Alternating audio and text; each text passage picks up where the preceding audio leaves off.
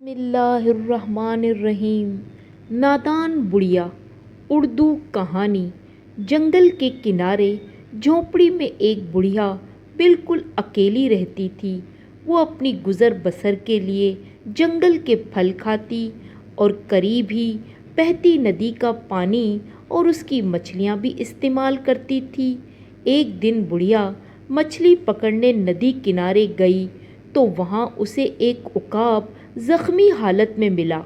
बुढ़िया मछली छोड़कर जल्दी से ज़ख्मी उकाब को अपनी झोंपड़ी में ले आई और उसका इलाज और मदद करने लगी। मरहम पट्टी के बाद बुढ़िया ने उसे आराम से घास फूस पर लिटा दिया। कुछ दिनों बाद वो उकाब बिल्कुल ठीक हो गया तो उसने उड़ान भरी और ये जा वो फ़िज़ा में उड़ान भरता गया। लेकिन कुछ देर बाद वो उकाब बुढ़िया के पास आकर बैठ गया और एहसानमंद नज़रों से उसे देखने लगा, जैसे वो अपनी ज़िंदगी बचाने पर बुढ़िया का शुक्रिया अदा कर रहा हो। बुढ़िया उस वक्त भी मछली पकड़ने जा रही थी। चलते चलते बुढ़िया की नज़र उकाब के नाखूनों पर पड़ी तो वो रुक गई और ख़ुद से कहने लगी, ओहो, ये तो इतने लंबे नाखूनों की वजह से कुछ खा भी नहीं सकता होगा और शायद इन लंबे नाखूनों की वजह से इसे उड़ान भरने में भी मुश्किल पेश आई। तभी तो ये दोबारा यहाँ आकर बैठ गया। अगर ये खाना नहीं खाएगा और उड़ान भर ना पाएगा तो ये तो मर जाएगा। ये सोचकर बुढ़िया ने झट से उकाब को पकड़ा और उकाब के सारे नाखून काट दिए और मछली पकड़ने चल पड़ी।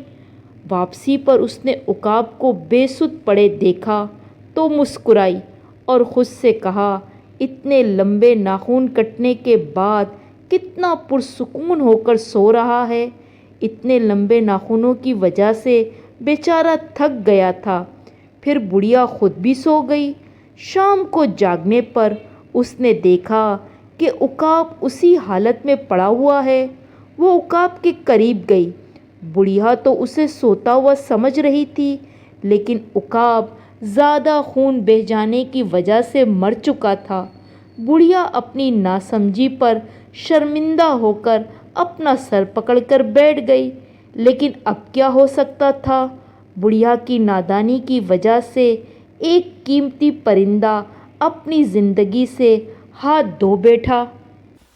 अगर आप हमारे चैनल पर नए हैं तो प्लीज़ लाइक और सब्सक्राइब लाजमी कीजिएगा ताकि दिलचस्प कहानियाँ आपको बर वक्त मिलती रहें। मिलते हैं एक नई कहानी के साथ। अल्लाह हाफ़िज़।